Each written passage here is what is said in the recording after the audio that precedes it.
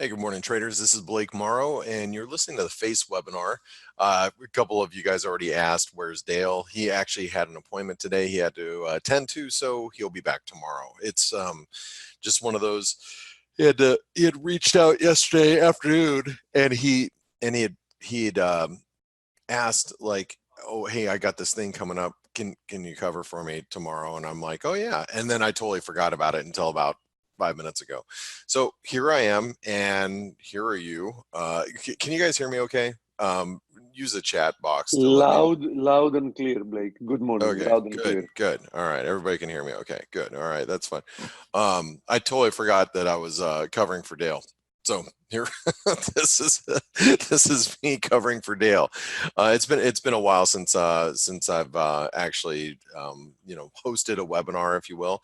But the good news is we've had some activity from yesterday. So let's we're gonna get into some of the stuff that happened yesterday, and let's talk about the markets now. First and foremost, if you guys are wondering what happened overnight, the S&P came off. China news was announced by Bloomberg that let's see, the news was basically that the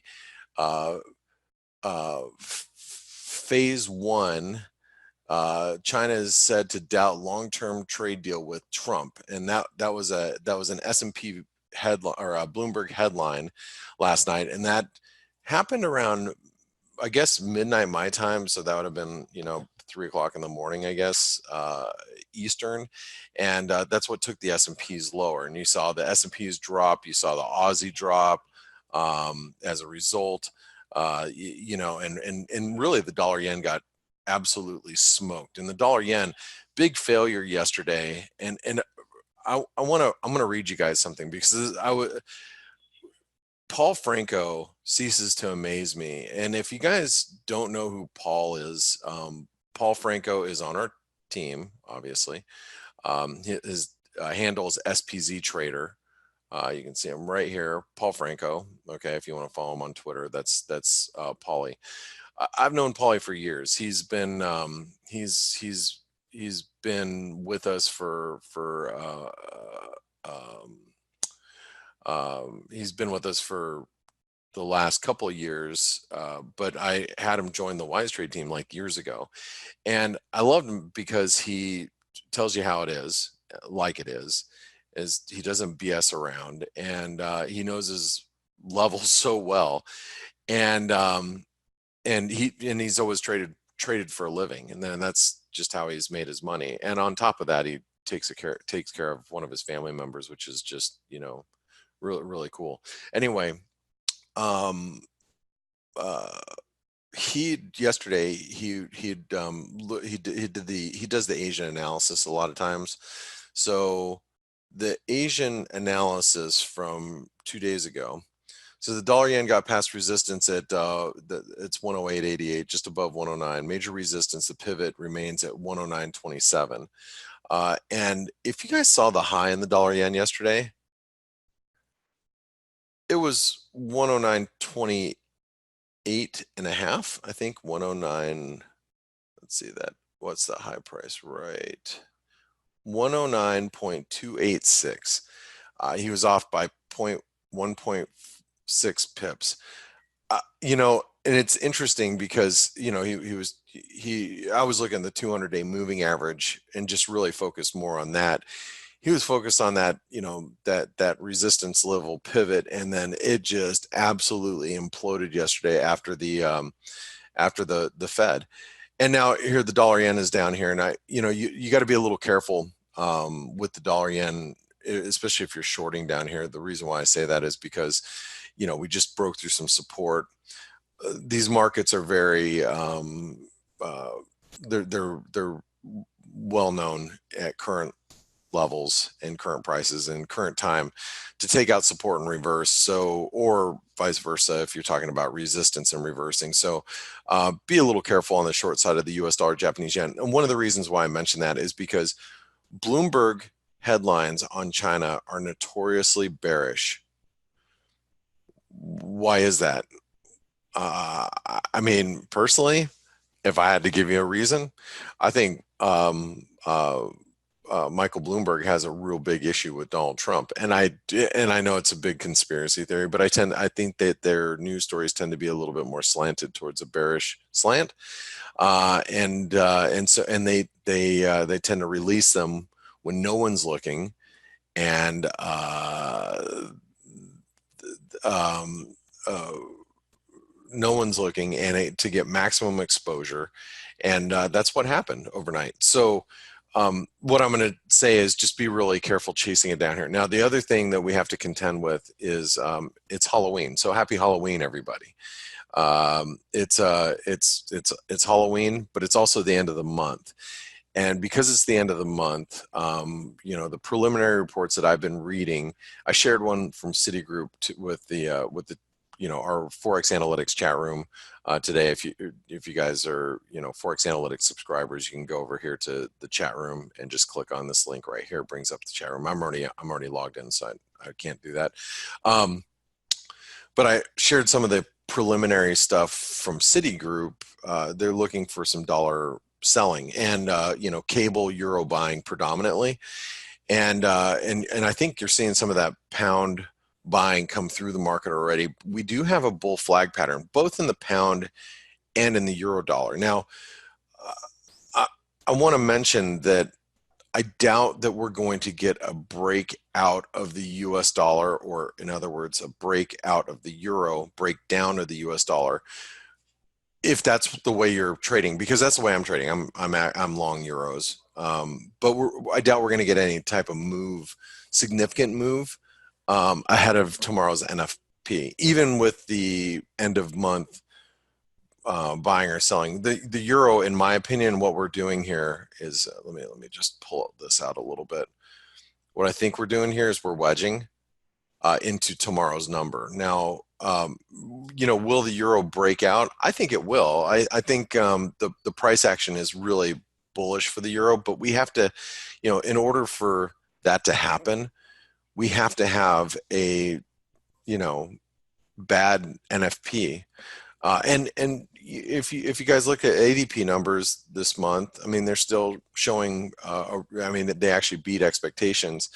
And most of the metrics that you can look at are suggesting that, we might see some tapering off of jobs, but it's been a mild tapering off over the course of the last few months. We've gone from creating 200,000 jobs to creating 100,000 jobs. And if if we had this conversation every month at the same time, I'm going to give you the same story, that we're at full employment, and that, you're seeing employment just shrink a little as a result. And that's exactly what's happening. I mean, the market's expecting 100,000 jobs tomorrow, maybe 90,000. If I look at, it's here, this is Bloomberg. So you can just, let's go into tomorrow. Tomorrow, Bloomberg's looking for 85,000. Where did that number go? There it is, right here. Bloomberg at this point is looking for 85,000. So you're seeing that gradual taper off of jobs, and that, like I said, has been expected. We've been thinking that that's going to be the case. The question is, do we get an outsized move? And based on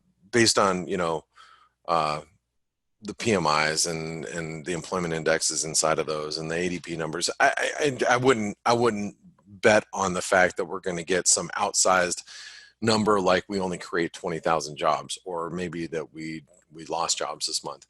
If we do, the dollar is going to get absolutely destroyed tomorrow. It will.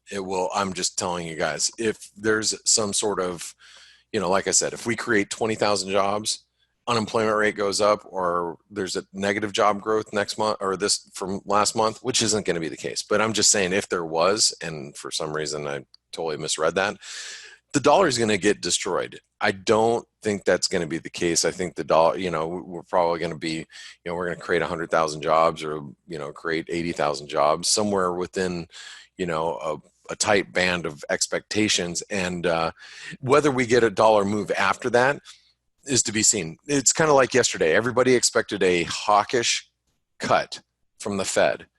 We got a hawkish cut from the Fed. What happened? Well, the dollar strengthened initially, Everybody's like, hawkish cut, you know, let's short the euro, and then it reversed hard. Tomorrow, we could get an inline number. We create 90,000 jobs. Market goes, woohoo, you know, you see the euro dollar slip, and then it might reverse after that. I think the euro is trying to build longer term a cyclical base here, and so I do think it's just a matter of time before the euro breaks higher. The 200-day is obviously coming into focus, and that's going to be at 112. So 112 is going to be key tomorrow. We'll talk about that again tomorrow, see where we end up today. But I doubt, like I'm going to say again, I doubt the dollar is going to break down between now and tomorrow morning, 24 hours from right now, or 24 hours and 20 minutes. I doubt we're going to see it. So if the euro gets up towards, you know, 111.80, it's probably a decent short. And if it gets down towards 111.30, it's probably a decent buy. I think realistically, and I'm just, you know, just trying to be realistic with you guys here for expectations. Oh, that's not what I wanted. I think you can probably trade this range for today. You know, if you're like, crap, man, I missed the euro buy yesterday. Well, you might be able to buy it at like 111.30, and then if you're like, well, I really want to short the euro because the euro is a piece of garbage, and I think the euro is going to hell in a handbasket. Hey, if that's your opinion, that's your opinion. You're entitled to your opinion. I don't know if I'd sell the euro here. I'd probably sell it up here, and then look for a short up at these highs. So if I had to give you some options for today, that's what I would be thinking. Also, I think the euro is going to trade a little heavier today. What's another reason why? I'm gonna ask you guys. Why do you think I'd think that the euro might trade a little heavier today? Any ideas? You guys can go in the chat box and make a response to me, or type a response if you want to. What do you guys think that the euro could be heavier? Any other reason?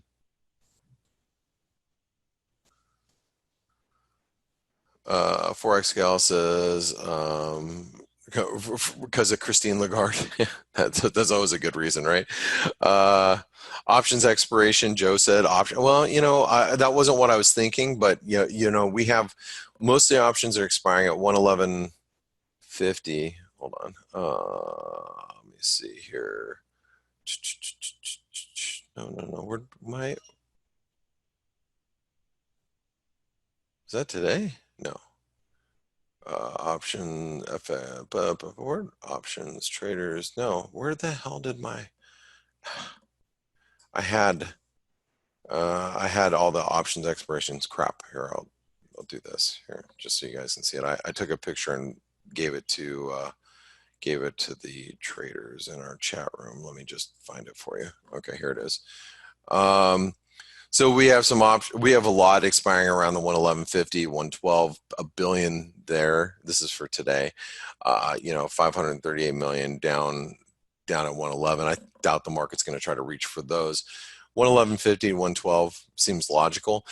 But so we might, you know, hang around this 111.50, you know, waiting for the cut. But you know, one of the reasons why I think actually the euro could trade heavy, just to answer your question. And by the way, Rick, can call. I know, and thank you guys all for answering. The euro pound's trading heavy today. We're trading, you know, below or right at triangle support. Cable looks like it wants to break out. Now, is the cable going to break out? I don't know if the cable is going to break out, but I'm going to tell you this much: if we break 130, it's going to squeeze the Scheistermeisters out of some shorts, right? Even if you don't believe in Brexit and you're like, oh, no, there's no way in hell the pound's going higher. Look, we have a bull flag pattern and it's bullish, and we're avoiding a no deal Brexit right now, as far as right now goes. So coast is clear. Anybody who's short's going, oh crap, I was really positioned for a no deal Brexit, and here we go. We're not going to get one more than likely, so I got to start covering these up. I'm going to tell you right now that if there's stops above this 130, I mean, there's got to be a truck ton of stops that people that are like shorting these highs, they're like, yeah, that's not going to happen. Boris Johnson's a big sham and blah, blah, blah, blah, blah, blah, blah, whatever. their stops are all right here.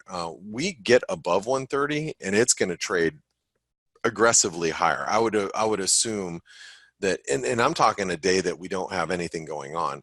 We could really like go to 130, 130.50, 130.60. We could spike up just a whack-a-mole, all those stops. And if that happens, the euro pound is going to come under a lot of pressure as well. I think the euro pound could do one of these. Let's take a real quick dip to 85 pence. But if that happens, you're going to see the euro trade lower as the pound goes through 130. The euro might actually dip down to 111.30. So think about that, for a moment. Just think about the process here. If the euro pound breaks down, pound dollar goes up, euro dollar does one of these. I don't think the euro will implode, but it might trade a little heavier. The euro, dips a little bit. That is a realistic expectation. I'm hoping that doesn't happen because I'm long euro. So that's what I don't want to happen. I'm just saying that can happen, and I am obviously mentally prepared for it. One of the things as a trader, and I try to explain this to you guys on the daily, is I try not to get caught. I try to expect the unexpected and try not to get caught off guard. So this way, mentally, I'm prepared for these things. So if, I am long the euro, again, I'm going to reiterate, I'm long the euro. I've got a pretty sizable position. My average is probably 111.20s. And I'm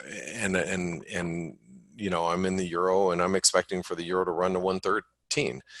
But that doesn't mean that it's going to go there. I'm aware of that. I know where my stops are at. I also look at it from an intraday basis thinking, okay, if the euro pound turns lower, the euro could actually, take a little nosedive down to, 111.30. I'm mentally prepared for that. So if it does dip to 111.30, I'm not like, what the just happened? I'm well aware of it. I'm well aware of the risk here. And I try to outline that in my head, not because, I'm, some negative thinker. I don't want to be caught off guard. The one thing that really, as a trader, will destroy you mentally is if things happen and you weren't expecting it. There are news events that will happen and there's nothing you can do about that. Like China-US trade deal off. The market goes, tits up, and there's nothing you can do about it. You get stopped out of whatever positions you're in, and you're like, shoot, I wasn't expecting that, or maybe you were, but those things happen. But it's the little moves in the market that can happen because of cross rate effects or some news event that that it's coming up and it could affect your current trade a certain way. You have to mentally prepare for it, because if you don't, and you're caught off guard, then you're stuck, paralyzed. And that's probably the thing that'll kill you the most as a trader, is being paralyzed in the markets. When like, let's say the euro, takes a quick nosedive down to 111.30 and I freeze and I'm like, oh. And I was sitting here the whole time thinking, I needed to buy the euro or the Aussie dollar if it dropped down to 68.80. But you forget about that trade that you were going to do because you're so paralyzed watching something that you didn't know that was going to happen, right? So then it becomes more opportunity costs. Anyway, I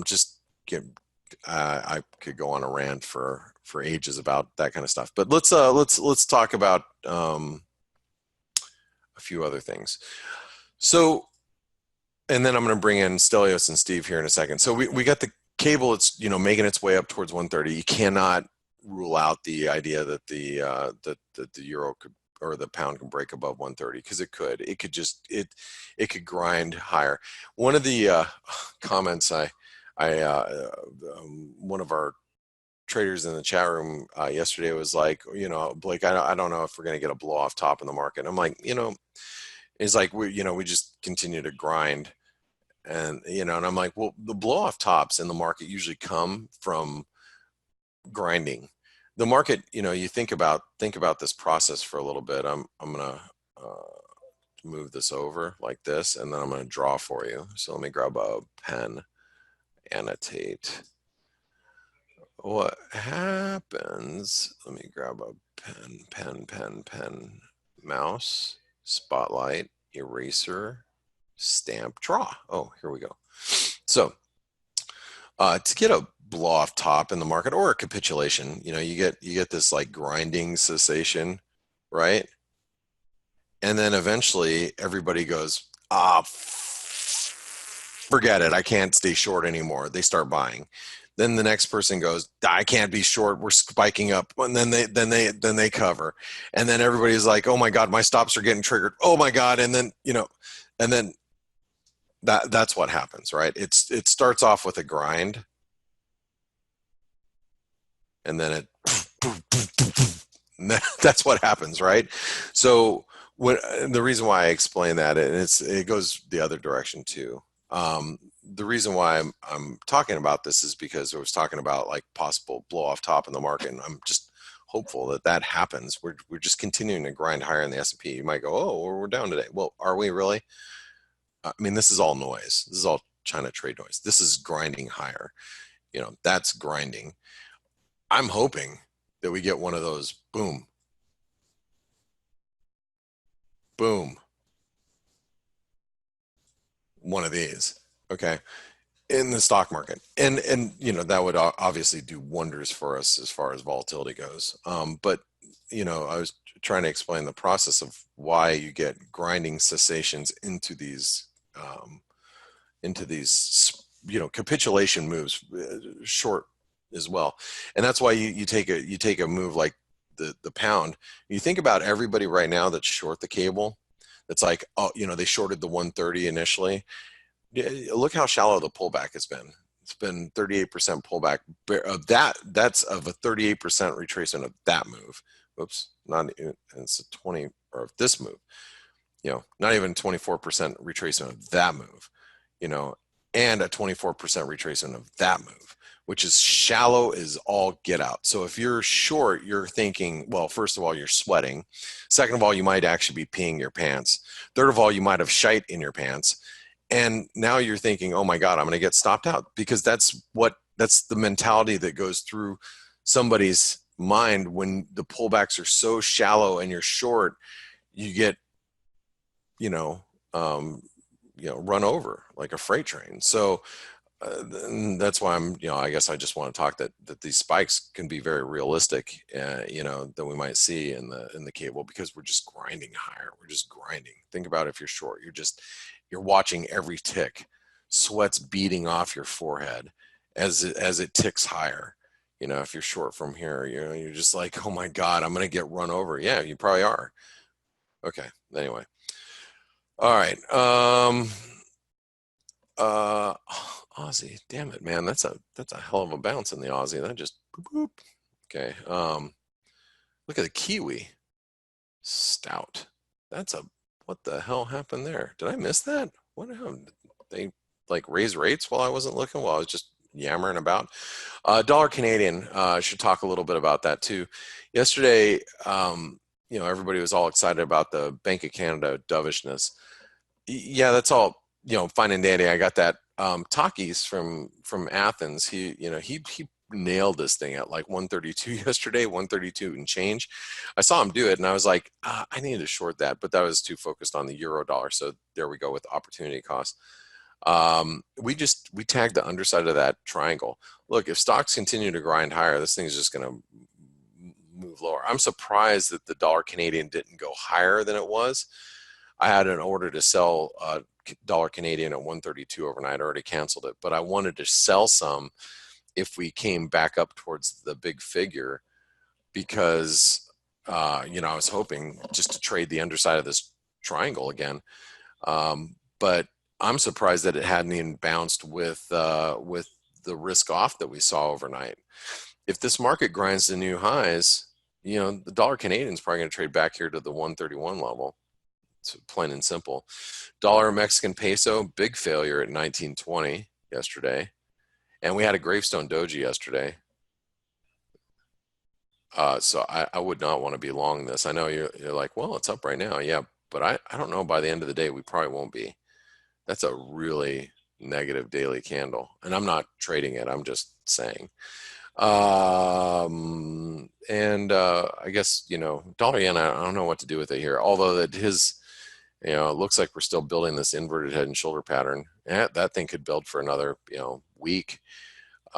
But we have a little pullback. We're below the 38% retracement. Maybe it takes us down the 50% retracement. Take the stops below 108, possibly. God, look at this pound. It just continues to grind higher. Anyway, all right, that's my take. We have PCE coming out here shortly, but Stelios and Steve should be here. Hey, guys. Hey, Blake. Good morning. Hello. Hey, good morning, gents. Sorry, I just rambling on because I did not sleep much last night. I was putting some finishing touches together for my costume last night. I was at Home Depot at like 9 o'clock last night. Then I came home and I had to join in the pumpkin carving contest at my house. It wasn't really a contest. It was just our family, the four of us, and a couple of the neighbor kids came over and we were carving up pumpkins. So it was like 10:30 by the time I went to bed. I got up at 2:55. So You're nuts. So yeah, I've got like 4 some hours of sleep, and so now I'm just rambling about stuff. Anyway.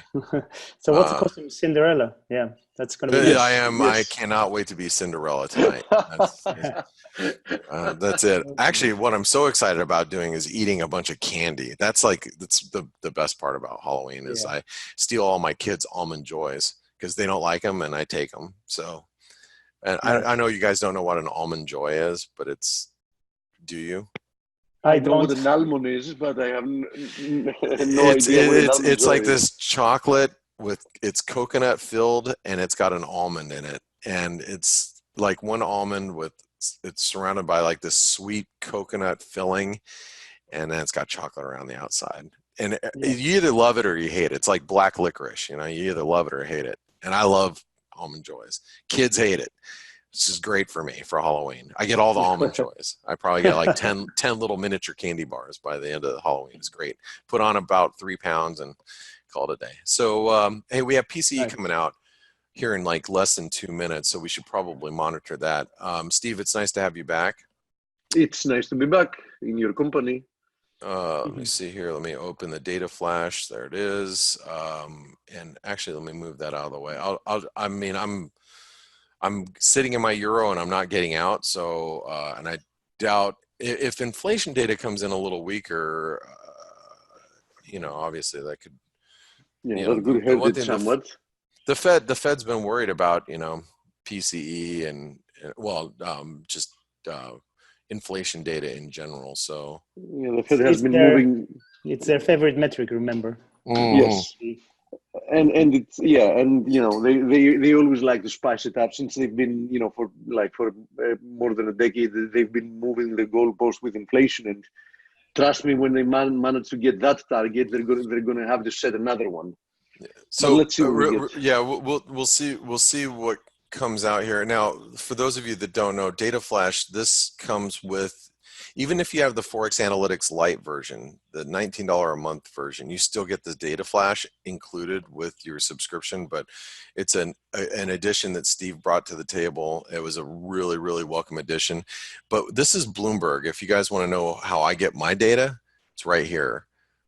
Just because I pay for Bloomberg, so I use it. Obviously, when you pay $2,800 for something, you tend to use it a month. And keep in mind that if you wanted to get Data Flash as an individual, you would have to literally pay half the price you pay for Lite version.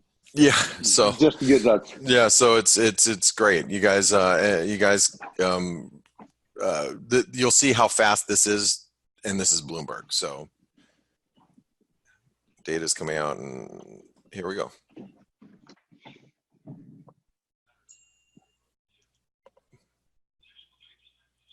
Nothing. Oh, that's disappointing. It is.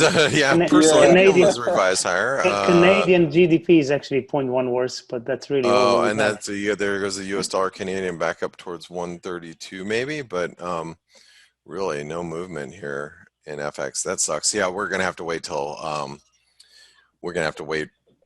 for for NFP tomorrow. Payrolls. But yeah, I'm sure you guys have a lot of comments based on what happened yesterday. So I'm going to leave you to it. I just want to, before I go, I just want to say that if you guys haven't visited our webinar sponsor, and you're just please do that at least, because Forest Park FX, they will help you find a broker that best suits your needs.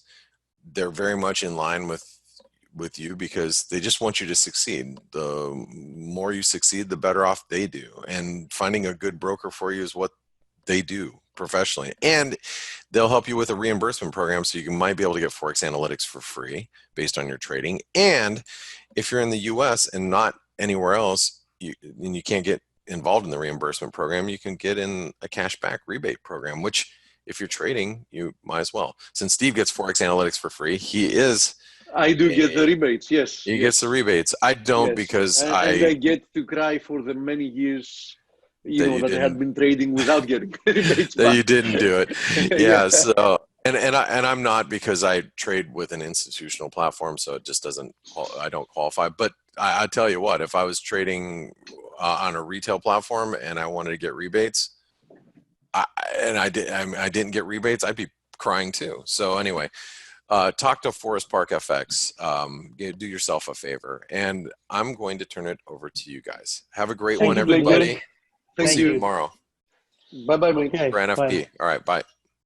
So my brief comment on what happened yesterday. So Blake, actually, you weren't there on the webinar, but Blake asked me, what do I think about the Fed meeting? And I said, look, the past few meetings, Jerome Powell has been always a little bit on the hawkish side, so it's most likely he continues to do that. Having said that, he usually is a little bit hawkish, then the market goes ahead of him and starts pricing cuts, and the Fed responds. So that's how it's been going. So always. I mean, when was the last time you remember the Fed actually doing something different than the market was pricing in? I mean, the market can drag the Fed do whatever they want. In the crisis of 2008, they cut more than expected a couple of times. But still, that was 11 years ago. extraordinary events. I remember that. Yeah.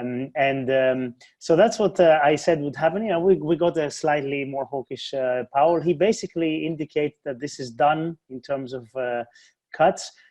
Now, without looking, is he willing to place a bet about that? Because I would be up for that. I would take the other side of the market on that. Without looking, what do you think the market's pricing in terms of rate moves until let's say 12 months from now? I think one rate cut for next year. Yes, one rate cut is exactly what it's pricing, and I think that's quite fair. And if you ask me to call the over or the under, I think one is done for sure. So I think chances are for them to do more than one, but obviously we'll have to see what happens with data and all that. But it's exactly what happened. And also we saw the reaction we saw, just like Blake said, was that the dollar strengthened a little bit and then it just went lower. So that shows that this path of least resistance is still on the upside for euro dollar, for cable, for the dollar pairs, and we are seeing it continue today. So what's going to happen? The next meetings we don't know yet, but I think that. I don't know if you spoke about it yesterday, but what do you think are the balances now with the upcoming elections on December the 12th? Oh, the UK, you mean? Yes. Well, we talked about it yesterday, and I said that this is actually. Let me go a step back. What happened now with the elections coming up cannot make me be bearish sterling, Same here. And this is the reason. One of the reasons is that the UK people actually have a chance to effectively have a second referendum, because you have two parties, the Conservatives and the Brexit Party, who are against, who want to get out of the EU, and you have Labour and the Lib Dems, who have actually said explicitly, we think it's better to be in the European Union. And I just saw a poll, I don't know how accurate these are, but the poll from the Evening Standard, I think, that came in a few hours ago, and it showed that Conservatives plus Brexit are at 51%, and Labour plus Lib Dems are at 44 or 45. So it's pretty close. And this gap can definitely shift quite a bit going into the elections. So at the moment, we have been given an extra option, which is the no Brexit at all, because if people vote for Labour and yeah, Liberal in essence, if they really don't want a Brexit, I mean, for Yeah. this election, they can choose to go, you know, to Yeah. one of the parties that say, you know, that, yeah, Yeah, exactly. I would be much more bullish sterling on the back of that if it wasn't for Jeremy Corbyn, who is, you know, in my opinion and quite a few people's opinion, totally unelectable. And I think that if they had somebody like Miliband or whoever else in charge of Labour, Labour would be up there with the Conservatives and not 15 points below. So that's the only stumbling block, because Corbyn, in my opinion, is very, I don't like him in the, what he's trying to push in terms of agenda. So, but anyway, I still think this is all quite bullish for the pound going into it.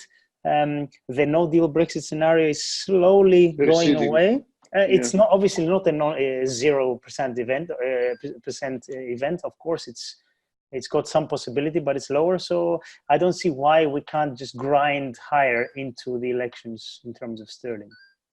Yeah, and we kept warning weeks and weeks ago, and I remember that even before I left, for this short vacation, we were saying the same thing, that keep in mind, we might see a corrective move lower, and we were in that phase.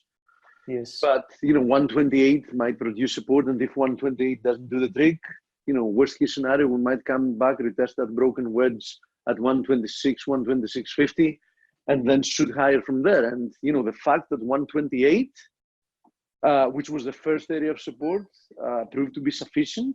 Yeah. And we seem to have broken above this bull flag, which points to new highs. I think it's a very, very bullish signal. And I think that people that, want to keep ignoring the signs here are going to be in a lot of pain. And I really hope that, there are no people here that are listening that don't take this or haven't taken these warnings, as seriously as they should. Yeah, like Blake said, this pullback has been very shallow, and that says a lot. Absolutely. And having to do, I didn't want to interrupt Blake before, having to do with the euro pound, which seems to be turning lower once again. At least, it's in a horizontal consolidation that usually points to a continuation. I have to say that there's, no wonder there, because if you remember, we had a target, and the target is the implied target from this from this bear flag that we have here, and that points to 84.80. And coincidentally or not, this is the exact same area where we found lows back here. And if you zoom out, you'll see that it was an area that produced support and resistance multiple times further back in the past. So this looks to me like a triangle that should break in the direction of the trend and should lead towards 84.80 as the next area of support. So I'm in total agreement with that. I mean, euro pound looks very heavy to me, and this price action looks clearly as continuation. Also, just by looking, the RSI profile and how tepid the rebound was in the RSI as well, just to work out oversold conditions. That also tells me that the exact same story, that more likely than not, I would expect a continuation lower. Now, a few more pairs that I was focused before I even left. One of them is USD Swiss. You can see, depends on how you want to draw these lines here. But if you focus only on the purple ones, this rebound higher, had clearly corrected characteristics. We broke down, we rebounded, but as you see, we didn't even manage to retest that broken triangles support as resistance, because the 200 daily moving average got the job done. And we're pushing lower once again. I do think that the next time we retest this 98.40 confluence of supports here, might not provide support anymore, and we might just slash through it. So I do think that USD Swiss looks quite appealing to the downside, exactly as the Euro USD looks appealing to the upside. Triple confluence of resistances currently passing from 112. Triple confluence of resistances. The 200 daily moving average, the 61.8% fib of this last move lower, and this trend line resistance, you can see it here, So 112 definitely a key level above which I think we might be finally opening up a lot more upside. Now, another highly correlated pair with the USD Swiss, and of course highly invertedly correlated with the Euro USD, is the USD SEK, which tells us quite a similar story here. In fact, I'm very much paying attention to two levels here. One of them is this ascending trend line support. As you see, every single day, of course, it keeps moving higher. Currently passing, let's say, from 956, but most importantly, below that, we have a confluence of supports at 948, the 200 daily moving average, and this horizontal support area. I do think that if they use this Swiss also breaks through that, then we're going to have to consider this as a big bearish event. And obviously, if that's what is going to be happening with the USD SEK, at the same time the USD Swiss is going to be pushing lower. At the same time, the Euro USD is going to be pushing higher, and you get the whole story. Now, having to do with yesterday, I was very busy because it was my first day back at work, so I managed quite a lot of stuff, outside of trading. But the only thing that I had the time, in essence, to jump on the webinar on the chat room to speak about was, this is the daily, but I think we should go on the 4-hour chart, is to show this chart before we actually broke down from this flag, saying that, this is a bear flag. And this looks to me like seems like the end of the correction, and we might be moving lower from here. And big minds thing I like, although Blake obviously is a lot more experienced and has been in the market for a lot longer. But yesterday night, my time, I told Blake, if you want me, I can do the chart of the day. And he's like, no, I just did it. And I'm like, oh, which one did you do? And he was like, I did the DXY. And I was like, oh, I would have done the DXY as well. So, the fact that we both were looking for the same, chart as the chart of the day is also not a coincidence, because I do think that this is also here a technical event. This looks to me like a completed corrective move. Very nice reversal yesterday after first, moving to new highs in this rebound, and then we reversed lower. You can see this 4-hour candlestick. It's like a long shooting star, and from that point on we continued lower. We also bridged this flags trend line support, and we're now about to retest the previous lows. And in my opinion, it is extremely likely that we're going to be moving lower from here. So now that we've said that, let's go to the daily and see what that means. Because what that means is that we should now be moving towards the next objective, which is the trend line support of these blue ascending channels. From this blue ascending channel. So this currently passes from, let's say, 96.75. And I do think that the move lower from there is going to be another signal that something bigger is happening here. I mean, we caught the reversal in the DXY quite early. For myself, it was a decent enough signal once we broke down from this intermittent ascending trend line. I still hold that's when I took a short. I still hold 2/3 of that short position, because I took 1/3 off at 97.70 when we reached it. And I think we might be looking at a much bigger move lower here in the dollar. But as I said, 96.75 definitely the next area of support to pay attention to. Quite an important one. Now, at the same time yesterday, we had the S&P stall at a very important area. And why is that an important area? I had this drawn on my charts, weeks and weeks ago, because potentially this is an ascending wedge. It's definitely a triangle of some kind. as I was saying some time ago, it is not a steep enough wedge to give you the confidence that it is a terminal formation. The fact that it's not that steep makes it likely that we might even see a bullish breakout in this case. But in any case, we're currently on a resistance. So, the S&P and, since it's a proxy for risk, the rest of the risk assets have to take a decision here on, what is about to happen. So new highs, yes, but we're also at resistance. And that is something, very important to consider. It wouldn't also be a bad idea, now that I think about it,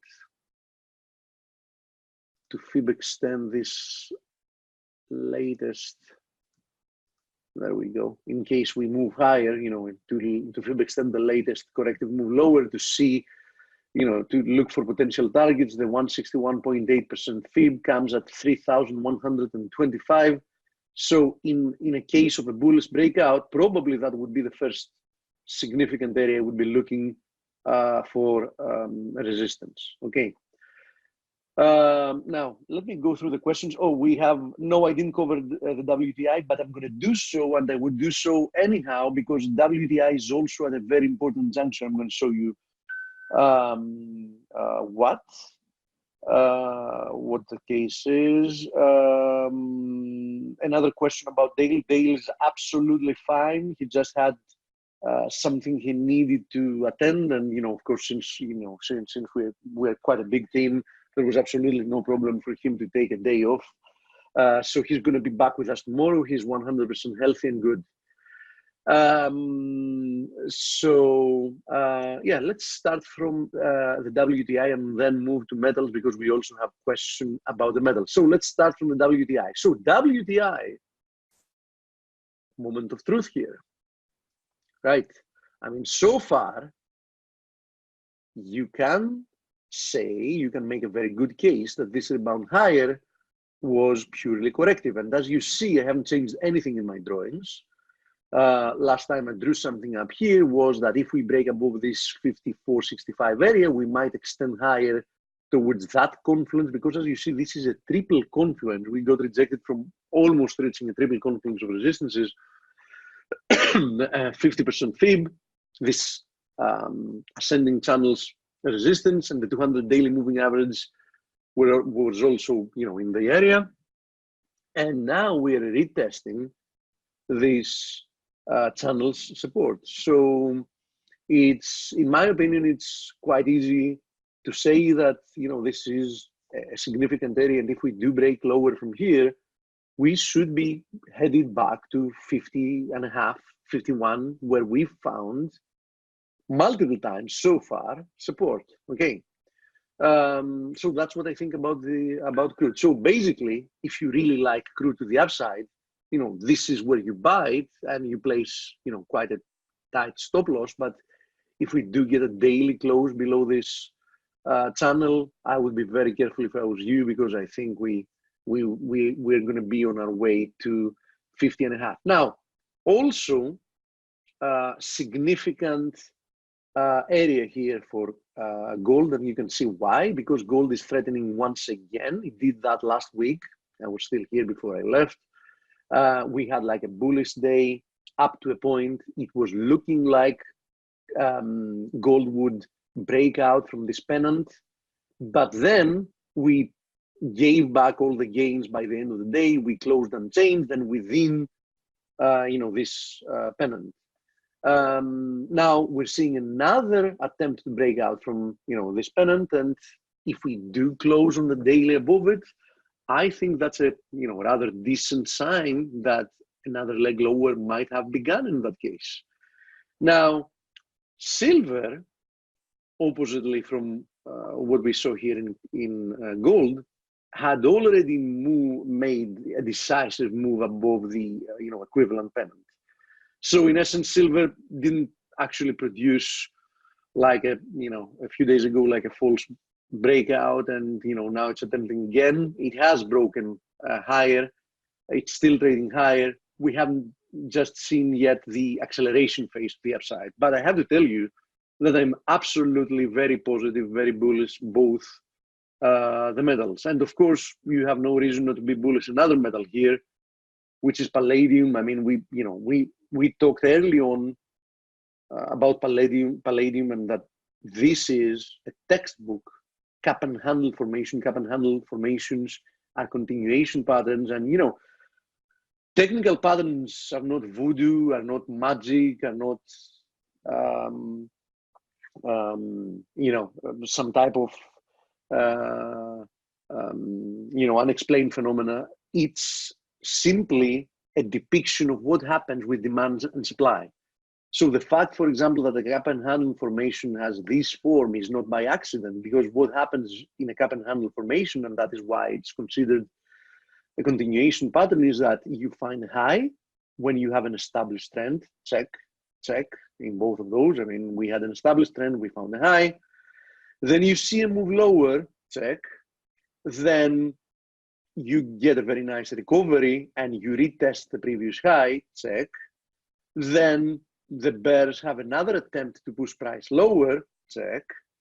Then they fail earlier and at higher prices than they did previously, which means that demand is actually increasing. So the fact that then you create a higher low is an indication that demand is increasing in comparison to supply. That demand, people express demand at higher prices, which shows that they're more eager to buy than sellers are eager to sell.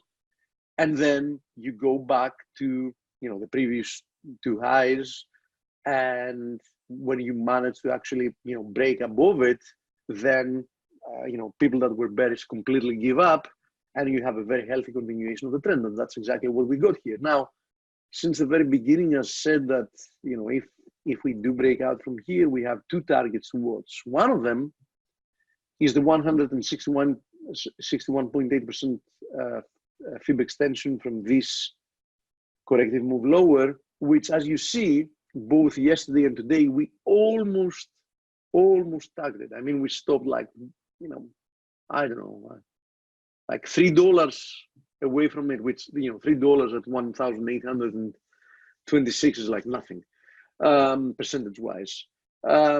So far, we seem to be stalling temporarily in that level. But don't forget that there is also the target from the cup and handle formation, which points towards 1940. So, in order for us to complete the cup and handle formation, we still have, a decent way to move. I mean, we might see another $140 move higher from where we currently are. So I wouldn't be, trying to fight the trend yet, especially since, as you see, we still remain within this tight and very well-defined ascending channel. Okay, we are seeing signs of RSI divergence. That's more than obvious on the daily, but keep in mind that that can also end up, lasting for several days. On occasion, it can even last for several weeks. So is it due for some type of a pullback? Yes, it definitely is. Would I be selling here? Close my eyes and sell here? No, I wouldn't. Now, if you want to trade on a shorter term time frame, might be worth taking a shot once we breach this ascending channels trend line support. Otherwise, I would be very careful. And one more I wanted to show is copper. You can make the argument that copper has had a bullish break, if you want to see this as a descending wedge. In any case, though, this, 270 something is also, an important zone. And, we haven't really been trending, so I would be a lot more careful. But, we haven't had a look at copper for quite some time. So, I wanted us to visit that as well. Let's see. My pleasure. Platinum. Is platinum in a daily cup and handle? Let's see. So here is platinum. And you are asking if this is a cup and handle formation. No, definitely no. I mean, no, this isn't a cup and handle formation, but I can tell you one thing for sure.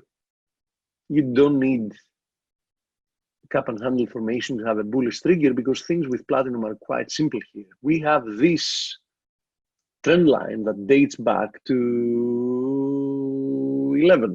August 2011. As you see, we made a false break, like, you know, we were trading like 24 hours above it or something like that in total, like a little bit more than 24 hours above it. That proved to be a false break. Then we retested it a couple of times. We failed every single time. We're now attempting to attack the same trend line once again. So, you know, if you really want to be looking higher, you know, for platinum, I think that this is what you should be paying attention to, this trend line, which isn't far away, right? So, yes, platinum can definitely prove that this was some type of a bottom, right? Some type of a rounded bottom or whatever. But we don't have confirmation yet. We're not far away, though, from it. I have to tell you, though, that, you know, I would first, you know, before I chased after platinum, I would have a look at the gold platinum ratio, you know, silver platinum ratio, etc. Because in general, platinum, with the exception of a short period somewhere here, has been for years underperforming what gold and silver have been doing. Now, of course, if we end up making this bullish breakout, perhaps, you know, this can change. But what I'm trying to say is that so far as we're concerned, recent history shows that you would be better off by buying gold or silver than holding platinum. By the way, one more comment I wanted to make about gold, which I forgot to do before, is that gold is also testing at the same time that it is attempting to break above this pennant, is also testing this trend line resistance in the RSI. So another thing to notice here, that the RSI is also showing that we might be in the precipice of a bullish breakout. And keep in mind, we're currently at 56. So if we break out from here and we head to new highs, RSI can easily move back again to, you know, 80, 75. So, you know, that should translate to a very decent move in price, right? So any way I look at it, I think that gold looks very, very interesting here. And I do think that it is extremely likely that it is beginning another move higher. We're going to know within the next few days. There's no question about it. And very likely we're going to know tomorrow, right? Tomorrow we have NFP data. If NFP, you know, fails to impress, I mean, expectations are very low. 85,000 in comparison to recent history is a very, very low number. So it's, you know, it's a number that market participants should think that we should easily, you know, achieve. Now imagine if we get like half of that, right? I do think that the market is going to aggressively sell the dollar in that case. Please, can you cover US Treasuries and bonds? Yes, I can. Are we heading to 195 and minus 0.2, or have we put in a high? Okay, we're going to do that. Let me go through other questions. Is there a bullish wedge on, if you go back to August? Yes, it can prove to be bullish. We're going to find out quite soon. Can you please cover the DAX? Yes, I can do that as well. We covered this, we covered that. Euro yen also. Okay, let's take them one by one. So let's finish up with the questions on FX. So Euro yen,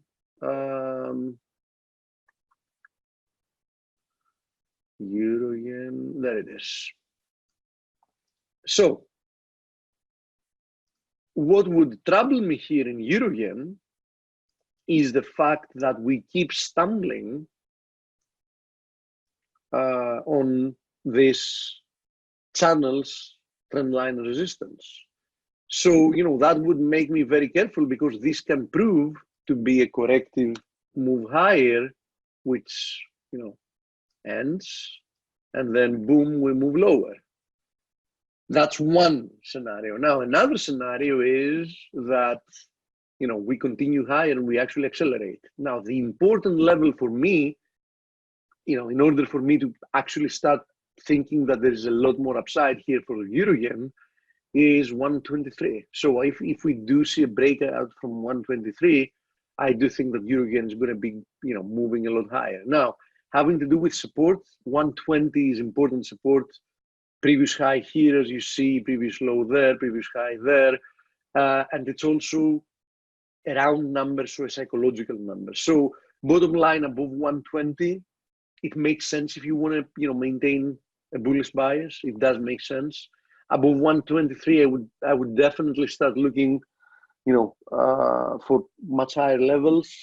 Until that happens, as I said, this ascending channel and the fact that, you know, price keeps getting rejected from it, you know, makes me a lot less enthusiastic about its potential to move higher. So, you know, that's my outlook on that. Now, the other question was about the DAX and having to do with the DAX. There it is. You know, remains very well bid. This is what I drew several days ago. I was looking at this symmetrical triangle. You can see it here with purple. And now I was expecting that if we do break above this symmetrical triangle, we're going to have a continuation, and that has proved to be the case. And even these last 3 days, you know, so that, you know, the DAX remains very well bid. So next target is roughly at 13,200. So I do think that it looks quite healthy for a continuation higher. It looks, you know, it looks well bid. I mean, just look at yesterday's candle. Yesterday we were moving quite a lot lower at some point, and we closed unchanged on the day. Today, the same deal so far. I mean, we were moving lower, and now we've paid back most of the losses. Price action looks quite constructive. Okay. Now, we had a question about the bonds. Yep, bonds and treasuries. So let's start from the treasuries. And here are the treasuries. So treasuries found support at quite an important level. You can see it here. We have, first of all, we have this ascending channel. We had this horizontal support resistance area. So we found support on this support area just above this channel. In order for me to be looking for higher yields, so lower prices, I want to see a breakdown from here. So I want to see a daily close below this trend line. Now, as long as we're not closing below this trend line, I think that you need to respect the fact that, you know, the medium-term trend is higher.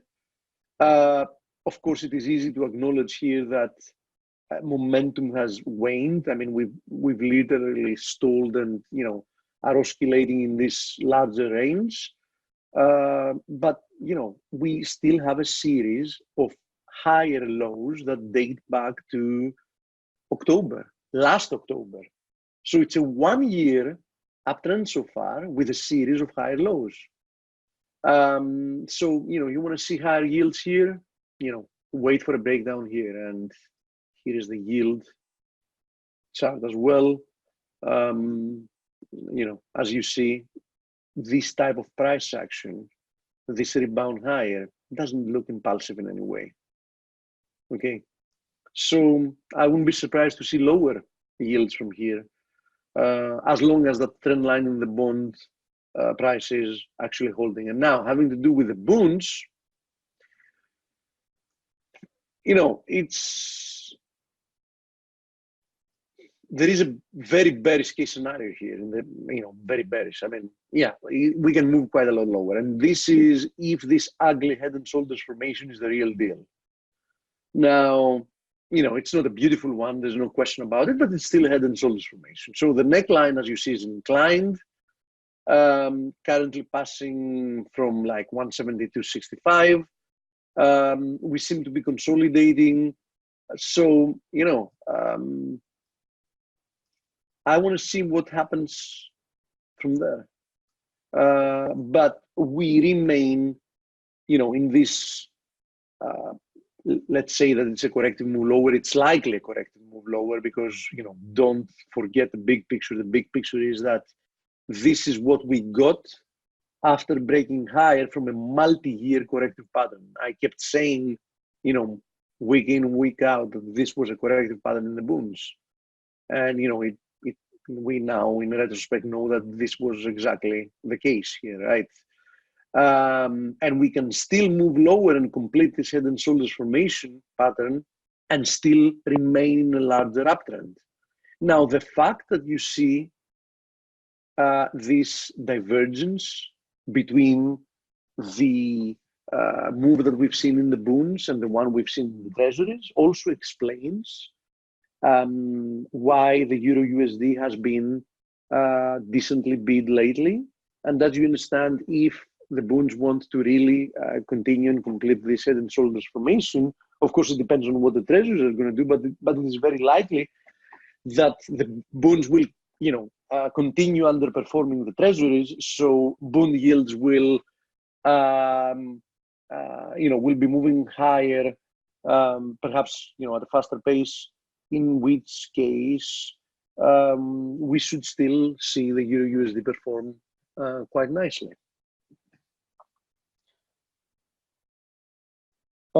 I don't have the yields chart on the bunds, but you know, it's inverted. So, you know, I mean, what the bunds are doing, the yields are doing the exactly opposite thing. I mean, it's an inverse relationship, as you know.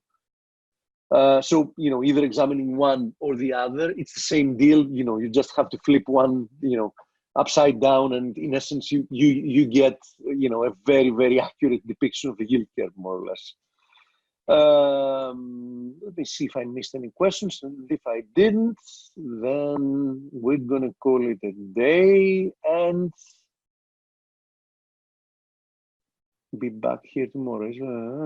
Gold and silver, we did that. Okay, so nice to be back. Nice to see you all here. Thank you for listening in, and you know, we'll be back tomorrow, and Dale is also going to be back tomorrow with us. So thank you very much. Dale would say, don't just count your pips, count your blessings as well. So you know, it's a good way to remember of Dale.